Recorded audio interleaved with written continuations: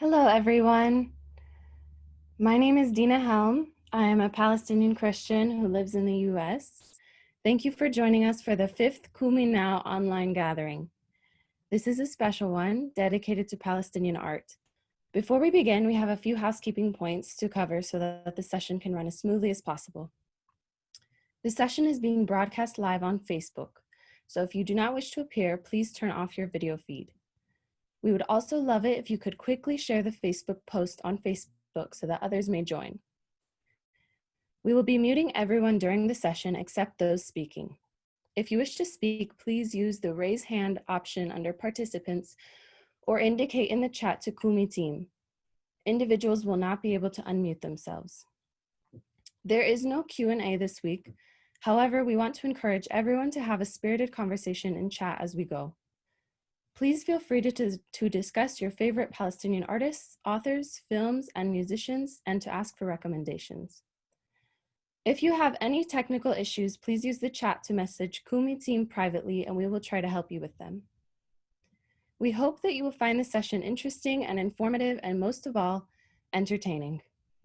I'd like to start by having everyone you'll be seeing and hearing today introduce themselves, starting with Auntie Samia.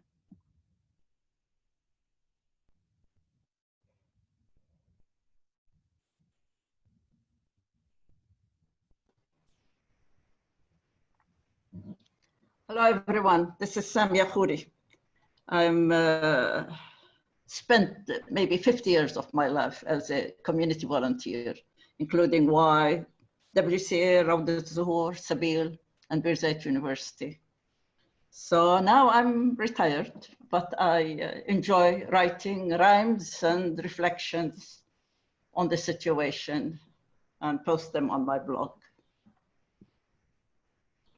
So do you want me to talk now, continue my part, or you want to introduce everybody else? Next, we'll go to Pauline.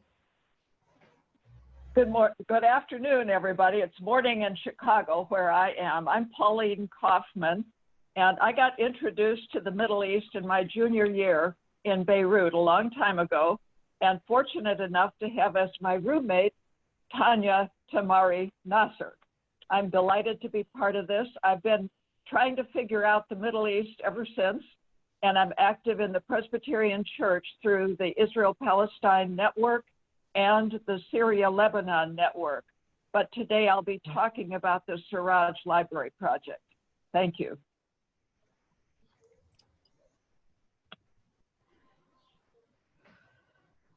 Hello, I'm Tania Nasir. I live in Birzeit, Palestine, and I'm very happy to be with you this evening. I am very active in the cultural life in Palestine. I'm a singer, I'm a writer, I'm a translator, and I do this with a lot of commitment to issues in Palestine. Basically, I'm involved in the documentation and preservation of Palestinian traditional crafts, mainly embroidery. I have several publications in this respect. I've had concerts all to support Palestine and the Palestinians. My songs are based on the compositions of Rima Nasser Tarazi, who also writes the lyrics. I'm very happy to be with you tonight. I'm going to read some translations that I did with John Berger on the poetry of Mahmoud Darwish.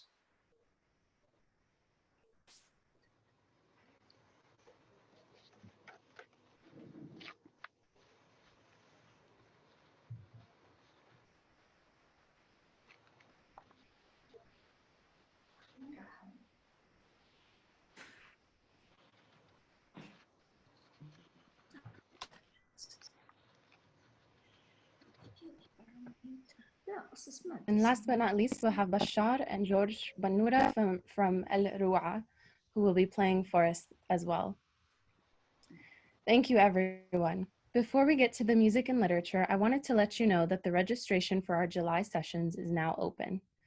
We have sessions scheduled each Tuesday in July on topics such as morally responsible investing, the right of return and the JNF, education funding, and women under conflict.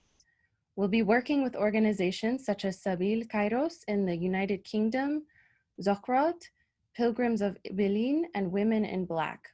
To attend any of these sessions, you will need to go to www.kuminow.com/online to register. So back to today. While we as Palestinian activists and activists for Palestine spend most of the time focused on the facts, figures, and real-life stories of occupation, writing emails, signing petitions, donating money, and participating in other forms of activism and advocacy. However, we also need to remember that the arts have, through the ages, been a universal language of resistance, understanding, and suffering. Through the arts, individuals have found themselves, and through the shared experience of art, individuals have found each other, forming communities and movements.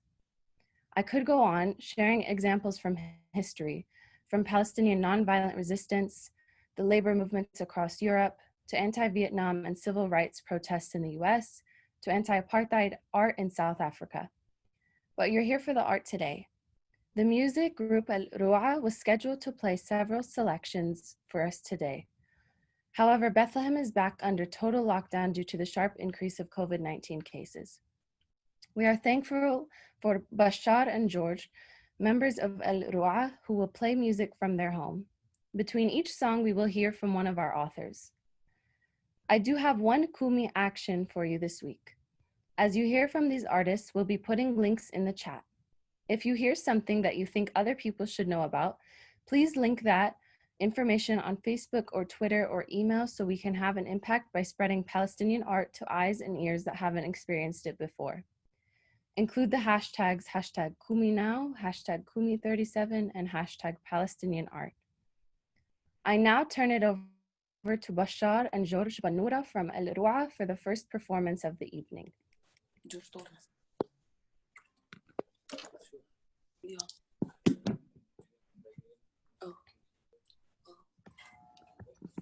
مرحبا، احنا بشار وجورج بنورة من بيت سحور. حبينا نشارك معكم في هاي الأمسية وراح نعزف شوية مقطوعات.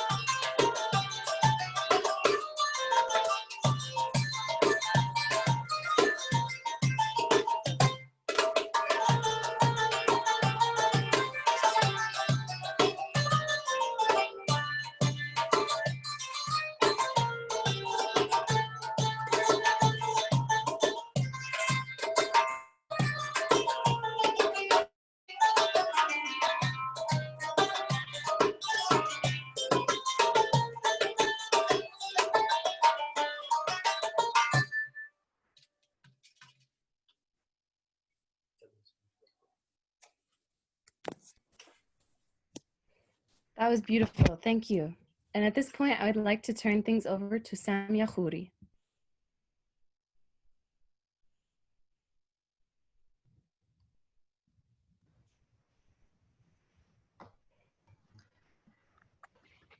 In the late 90s, I acquired a hobby of writing a rhyme for every time.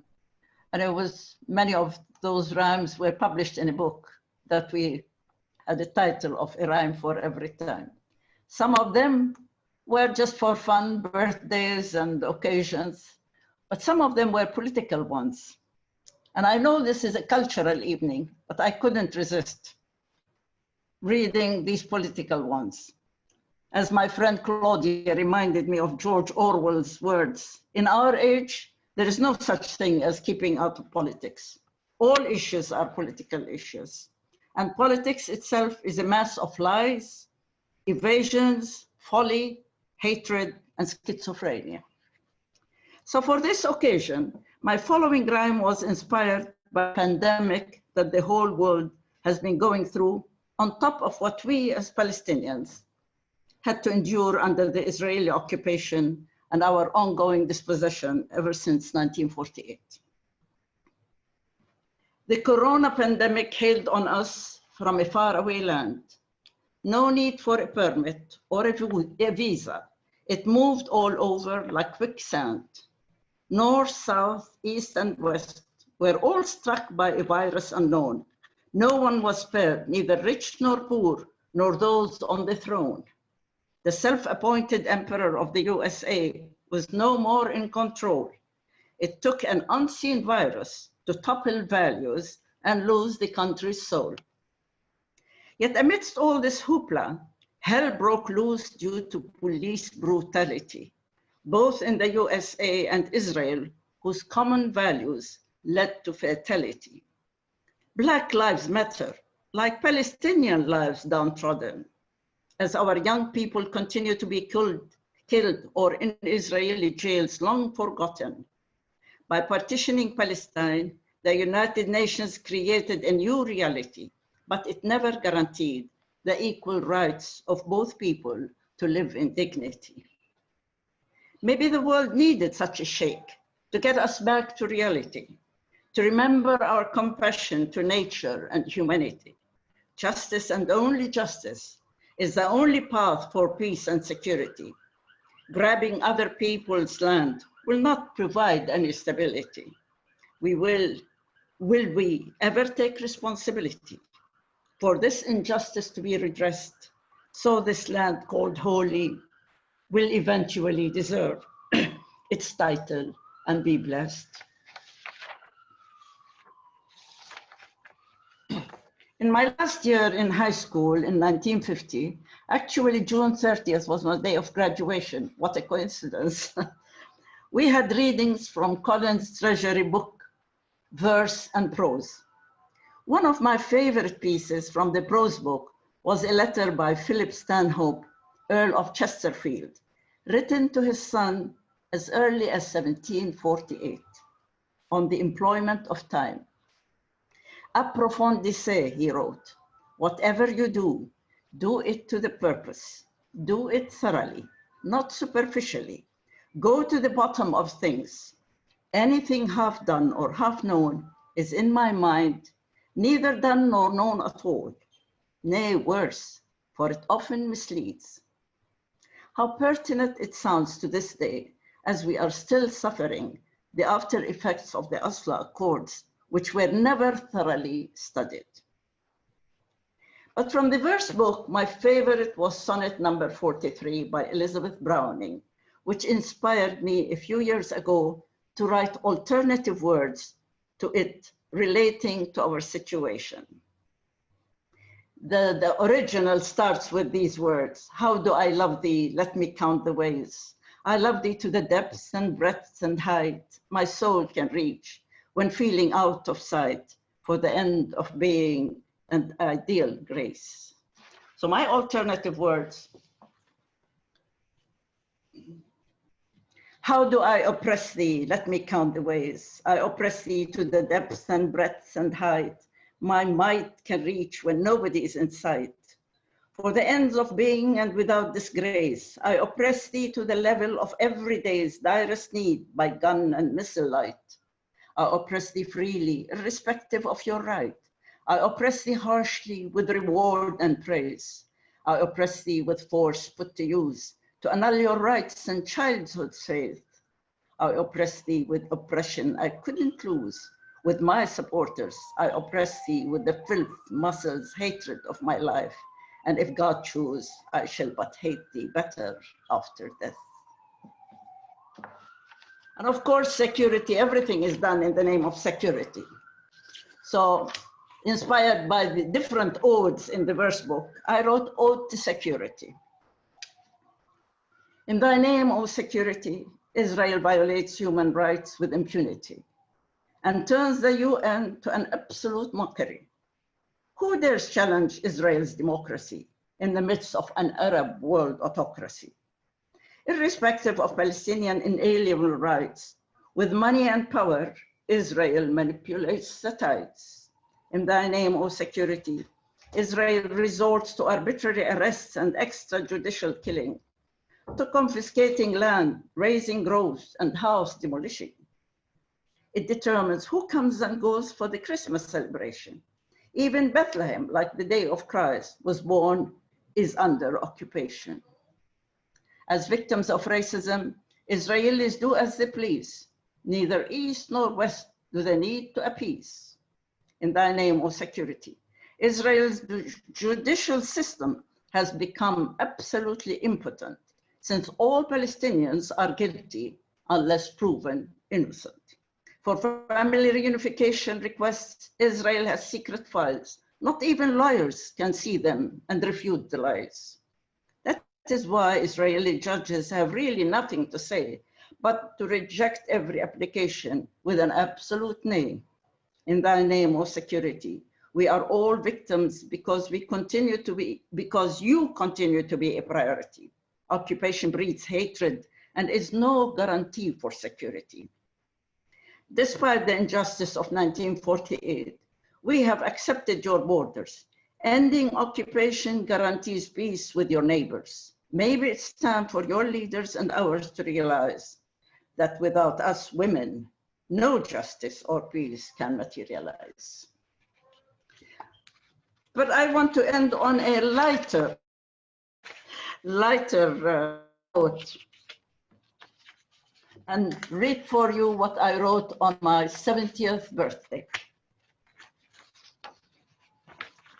70 years ago, I was quite the calamity that hailed from Jaffa on the Nasir family. My father had 8 sisters and not 1 brother. So surely a lot was expected from my mother. The Nasir clan lumped it and accepted her first girl, but no way a second, even if she were a pearl. My gracious mother obliged without any hesitation, and my brother's arrival soon after was a real celebration. The ratio of 8 to 1 was mother's constant worry, so she settled for 2 to 1 rather than be sorry. That's why I ended up being the middle sibling, always rebellious and constantly wriggling. The wisdom of my parents with their loving care made me mellow and for the family able to bear. I was privileged to work with both of them after graduation, and with a strong commitment, I lived up to their expectation. A loving and understanding husband was indeed a blessing. Who else could have coped with my constant going and coming? Although I had promised to retire at 70, the grandchildren were the joy who kept me busy. Thank you.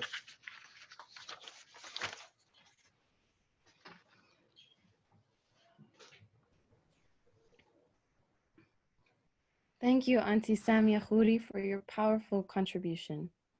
At this point, I would like to turn things over to El Ru'a.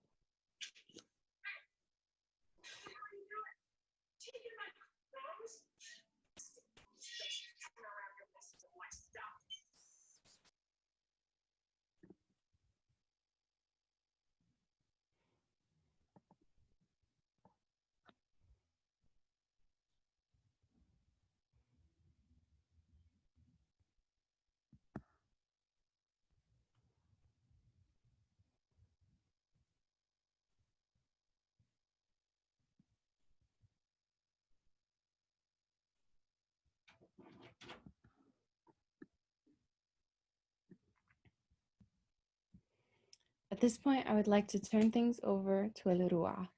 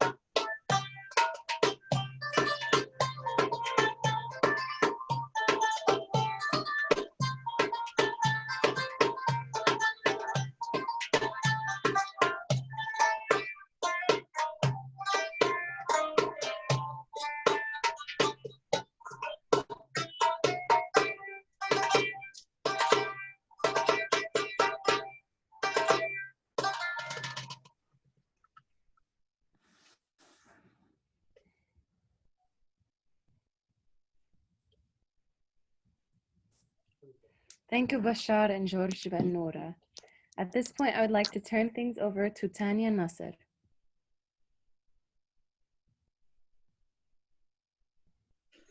Hello. I am very happy this evening, as I saw, and I'm going to be reading two texts by Mahmoud Darwish that I have translated from Arabic into English with the help of John Berger, who had honored me with his magic touch. I say magic because he was a magician with words. Many of you, I am sure, know Mahmoud Darwish and John Berger, but for those who don't, I'd like to introduce them briefly. Mahmoud Darwish was born in 1941 in the village of El Berwe in the Upper Galilee. He was the poet laureate of Palestine. Since his youth and his untimely death in 2008, he was actively engaged in the Palestinian political and social struggle through his poetry and his work. He lived most of his life in exile in Paris, in Amman, and he finally was permitted to return to Palestine in 1996 to visit his family and friends, and he decided to stay. He lived in Ramallah, and we met many times as he was the editor of the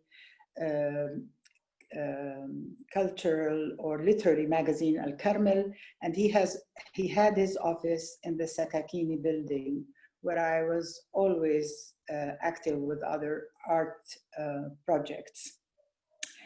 Mahmoud unfortunately passed away in 2008, undergoing a heart surgery in Houston, Texas.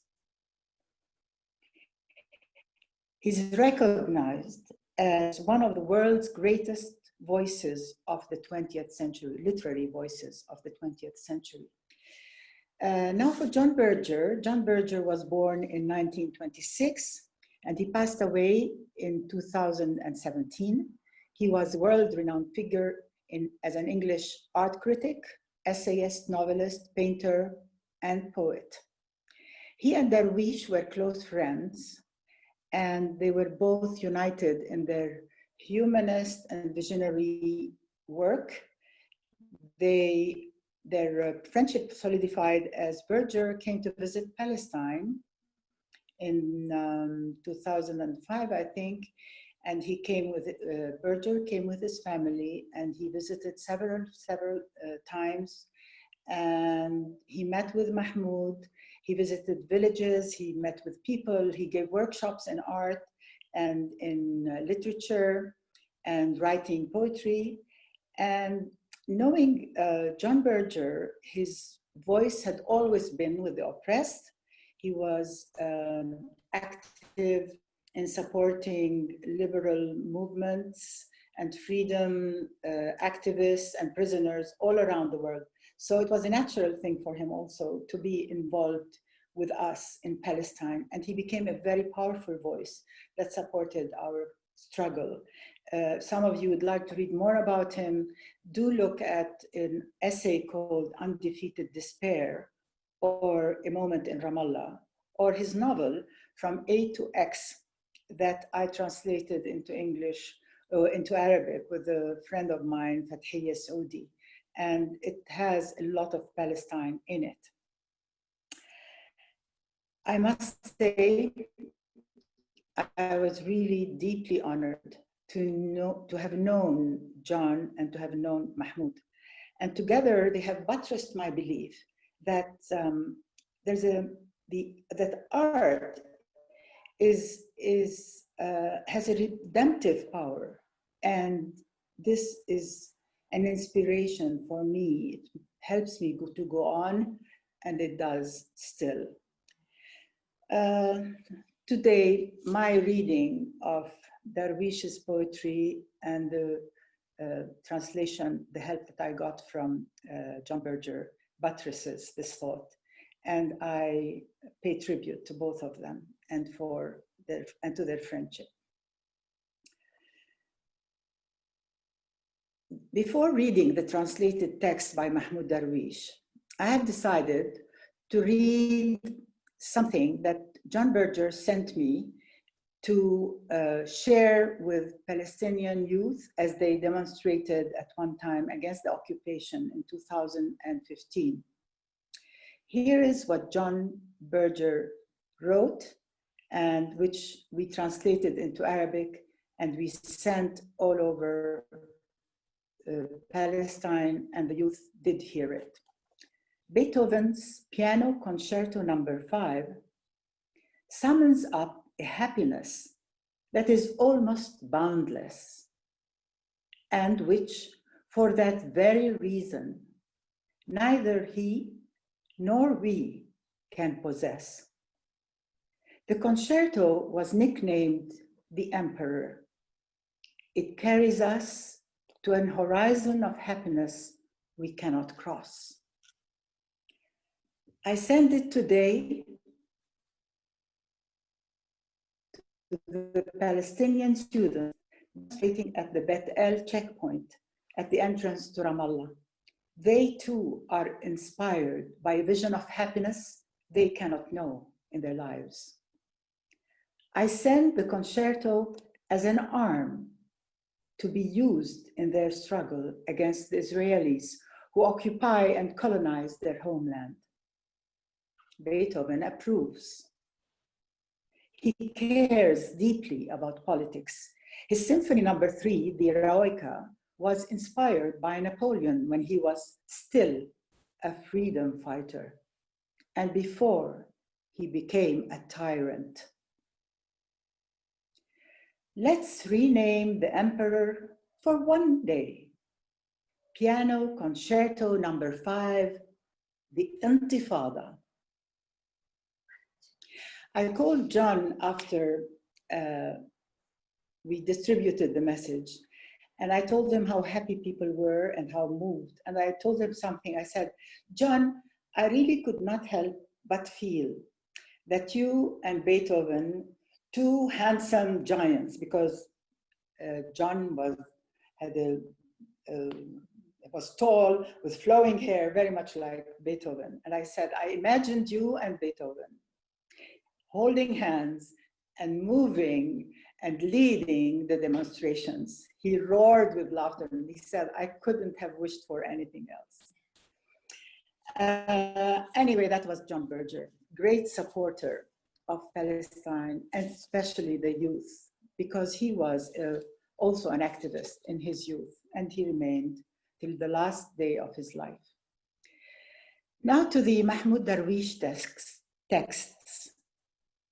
البيت قتيلا, murdered houses. البنت صرخة, the girl, the scream. Both works were featured in the anthology أثر الفراشة, يوميات, The Butterfly Effect, a diary, published in 2008. The translation in English was published in Open Democracy, August 10, 2008. Both pieces are about loss of life and loss of things. Both have a special connection and meaning to Palestinians and in Palestine. House demolition is a method used by the Israeli Defense Forces in occupied Palestine, West Bank, Jerusalem, and Gaza, against the Palestinians and as a punitive measure for their struggle and resistance.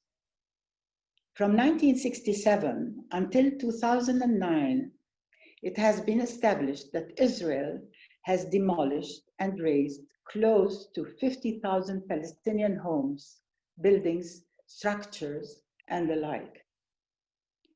Home demolition is considered as a violation of international law, and in particular, the Geneva Conventions. Murdered houses. In 1 minute, the lifetime of a house is ended. When a house is killed, it is a serial killing, even if the house is empty. A mass grave of all the things once used to give a home to meaning, or in times of war, to a marginal poem. A slaughtered house is the severing of things from what they meant, from the feelings they inspired. It's the duty of tragedy to change the gaze of eloquence and to reflect upon the life of things. For in everything, there's a being that suffers, a memory of fingers, a memory of a smell, a memory of a picture. Houses are murdered just as their inhabitants are killed, and memories of things are slaughtered. Stones, wood, glass, iron, mortar, scattered like human limbs, cotton, silk, linen, exercise books, books torn apart like the unsaid words of people who did not have time to say them. Dishes broken, spoons, toys, old records, pipes, doorknobs, the refrigerator, the washing machine, pots, jars of olives and pickles, cars, all broken like their owners. The two whites, sugar and salt, are trod upon along with matchboxes, medicines, birth control pills, steroids, strings of garlic and onions, dried okra, tomatoes, rice and lentils. All are trod upon as their owners. Land deeds and marriage certificates torn apart with birth papers, water and electricity bills, identity cards, passports, love letters, torn apart like the hearts of their owners. Photographs are swept away with combs, makeup, brushes, shoes, lingerie, sheets, towels, all swept away like family secrets, betrayed to others and to devastation. All these things are the memories of people deprived of things, and the memory of things deprived of people. Everything ends in 1 minute. Things die like we do, but they are not buried with us.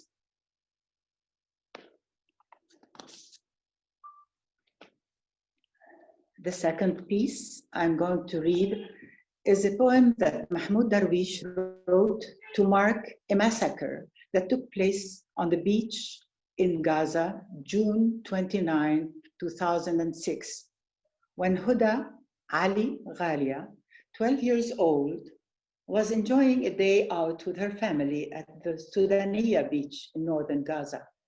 Suddenly, explosions, the result of Israeli shelling, hit the beach, killing several people, including Huda's father, stepmother, and 5 of her siblings. In the immediate aftermath, a video showing screaming Huda, collapsing next to the of her father, calling, "Yaba, Yaba, father." This video went viral, and the clip instantly became a symbol of the Palestinian struggle. Today, I'm glad to say, Ghalia is a certified lawyer, still living in Gaza and still enjoying the beach. The girl, the scream, al-bint as-sarha. There is a girl on a seashore, and the girl has a family, and the family has a house, and the house has 2 windows and a door. And at sea, there's a warship playing a game of targeting those taking a stroll on the shore.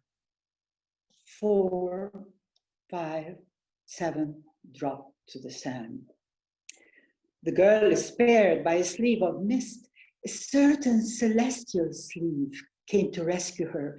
She calls out, "Yaba, Yaba, father, let's go home. This sea is not for us." And the father does not reply. He lies there in an agony of absence, wrapped in his shadow, in an agony of absence. Blood in her palms, in the clouds, her scream flies away with her, far from the seashore and higher. She screams in the night of a wilderness. The echo has no echo. And the girl becomes the eternal scream of a breaking news event made obsolete by the plane's return to bomb a house with 2 windows and a door. Thank you.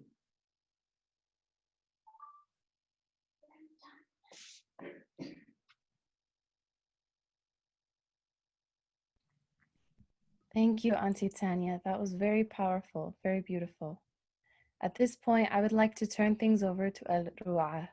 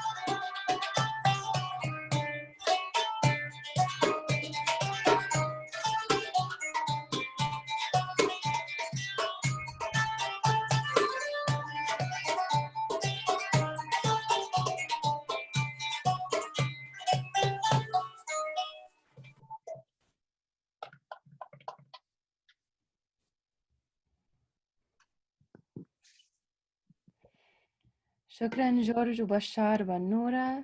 That was very beautiful. At this point, I would like to turn things over to Pauline Coffman. Hello, everybody. I'm very honored to be a part of this panel today. And I was invited by Tania and Samia, who've become good friends of mine, to speak about a booklet that we just published about Syria. But as we got closer to this day, it seemed more appropriate to talk about another project I work closely with, and that is the Seraj Library Project. We started 15 years ago when Estefan Salame was a student in a master's program in nonprofit management at North Park University in Chicago. I happened to be an administrator at that same place and got to know Estefan through the work of the Center for Middle East Studies, headed by Don Wagoner, whom many of you know. Small world. At the end of his program, during which time he met Laurie, another student in the same program, Estefan had been teaching Arabic to a number of us. We tried with varying degrees of success. But he met Laurie, which is probably the best outcome of that whole experience. And the two of them decided to try and start a library project in the West Bank, because he knew that there were many small villages where children did not have access to a library, and he wanted that to change. So we have since then started, we raised the money in the US, but a Palestinian board manages the spending of the money. And we now have libraries in Jifna, in Kufr Niamey, in Deir Ammar, where there is a refugee camp, in Taibeh, in Al Mizra, El Shakia, the Eastern Farm, at the Ida refugee camp, where we worked with Abed Abu Sroor and the El Road project. They had a library which needed refurbishing, and we were able to help them do that. The next one came in 2015 at Burham and Jibya. Then we got our courage up and put one in the Jordan River Valley at Jiflik, a very small community. And then more recently in Abu Fala and in Tubas. If you go to serajlibraries.org website, you can see a map showing where they are all located. And honestly, choosing where they go has been the work of Laurie and Estefan, who work with the community. We need to know that they have a group that will support the library, staff it, keep it running. And so as the word gets out, more and more communities have been approaching Seraj, asking if they could be next. The money that comes from our project in the US, which is mainly centered in Chicago, but now has groups in Arizona, in Virginia, in Oregon, and I know there are supporters in Minnesota, some are on this call today, who raised the money. And then it goes to Laurie and Estefan and the board in Ramallah to decide what to do with it. Our money buys bookcases, books, computers, a video projector, and means of providing projection in those libraries so that people can come and view films, movies, plays, as well as create their own artwork as well. So it's very exciting. And in the last year, we got a major grant from an anonymous donor in the UK who is helping us fund some new projects. We are working on establishing a storytelling center in Ramallah. Well, it's in, where's the name of that village? In a small village near Jerusalem, actually, where there is a 150-year-old village.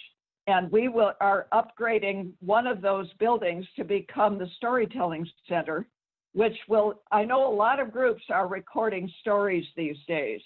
We hope that this will become a repository for those Palestinian stories. And Fidat Ataya, who has a degree in storytelling from Birzeit University, has helped take those stories and bring them to life in terms of plays and other ways of involving the community in an interactive way so that the stories are not buried and forgotten. They are brought to life. Another part of our hopes right now is to establish a music library at the Edward Said Music Conservatory in Ramallah, which will be hopefully will become a repository for Palestinian music. And that we wanted to do this, even though our main mission is to support small villages who cannot get to bigger libraries in the major cities because of, well, you know better than me what the obstacles to travel are in the West Bank. But the Edward Said Music Conservatory provides free lessons to students that can't afford to pay. And so that is in line with our mission. So we don't know what the outcome of that will be. We're working on it now, and we're very hopeful. I'd like to, at this point, read a poem that came in yesterday from Gaza. It was sent to a Google group of Palestinian advocates in the United States that try to stay up to date. And it was written by Mossab Mustafa, who is the founder and director of the Edward Said Library in Gaza. He has given us permission to share this. We definitely want to give him the credit for writing it. I think it will remind you of Mahmoud Darwish's poetry. He starts by saying he had ear surgery Tuesday. He is recovering well. The poem is a poem to his doctor, the ear surgeon, before surgery. It's called My Ear's Inhabitants. When you open my ear, touch it gently. My mother's voice lingers somewhere inside. Her voice is the echo that recovers my equilibrium when I feel dizzy in my attentiveness. You may encounter songs in Arabic, poems in English I recite to myself, or a song I chant to the chirping birds in our backyard. When you stitch the cut, don't forget to put all these back in my ear. Order them back as you would do with books on a shelf. The second verse. The drone's buzzing sound, the F-16 deafening roars, the harrowing flying and falling rockets on houses, on fields, and on bodies. Rid my small ear canal of them all. Let the love for life and beauty song flow. Gently beat the drum on so my mind shall dance with yours, my doctor, day and night. I found the poem very moving. Musab Abu Tohak. Thank you for the opportunity of being able to share that with you. We hope if your village is interested in having a library there, you need to know that you should go to the serajlibraries.org website and send a message or call Lori and Estefan in Ramallah and let them know. They will be talking to your village about who will run it, where will it be located, will help refurbish the space, but we need to know that you can take what we do and it's your library, it's yours to operate and work with into the future and help us build it. So we're very happy to do this. And I think people in the US want to do something positive. We hear so much about the trials and tribulations, and it's a relief to be able to feel like we are contributing to a better life. Along with this, however, we hear from the people in those libraries what your life is like. And as Samia reminded us, the personal is the political. We can't help but get involved in the politics of the situation as we try to help those villages address the issues that they're faced with. One more thing, we also have given some small tuition scholarships to college students, and in return, they help volunteer in the libraries.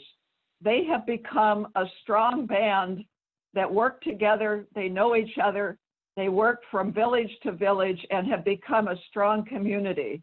And that's very exciting. And I know at least one of them is on this call today. Atta, it's good to see your message in the chat box.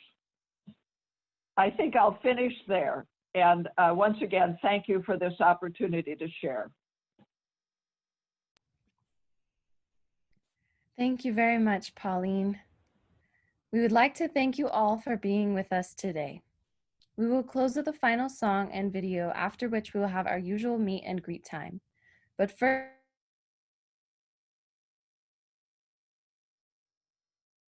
I have a few reminders to help us understand morally responsible investing and how we as individuals, churches, and other organizations can use our investment funds to advocate for change.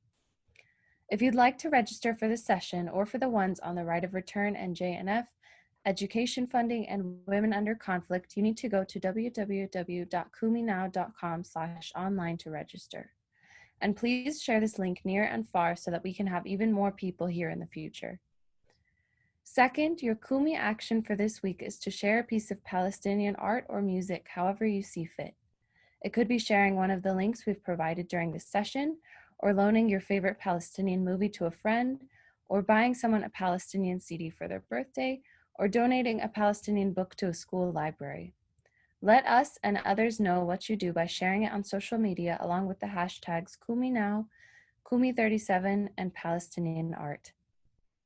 And while we're at it, please follow our channel over on YouTube and our page on Facebook. We'll post links in the chat. Increasing our audience numbers is an important step to making Kumi Now sustainable as well as effective. Finally, please let us know what you think about this special format and whether you think we should do other such Kumi Now online gatherings in the future. Our last artistic work is a video that demonstrates the bridges that can be forged through art. It features the Daughters of Jerusalem Choir and the Princeton Girls Choir singing together. The song is called The Holy City.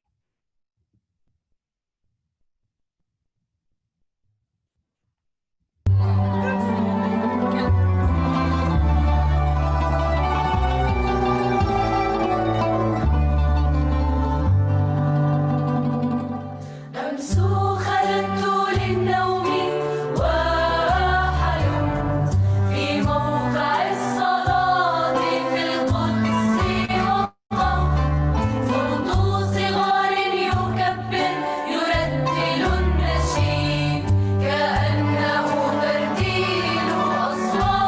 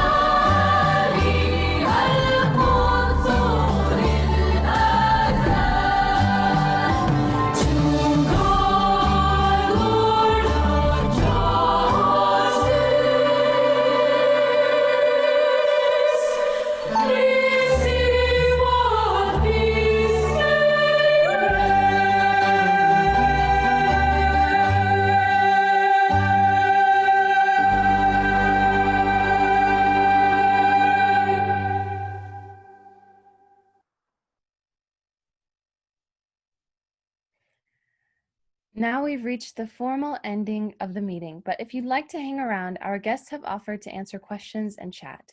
We know people have a lot of other online meetings and responsibilities, so please don't feel obligated to hang around. We'll also be saying goodbye to anyone watching on Facebook and end the recording at this time. Thank you.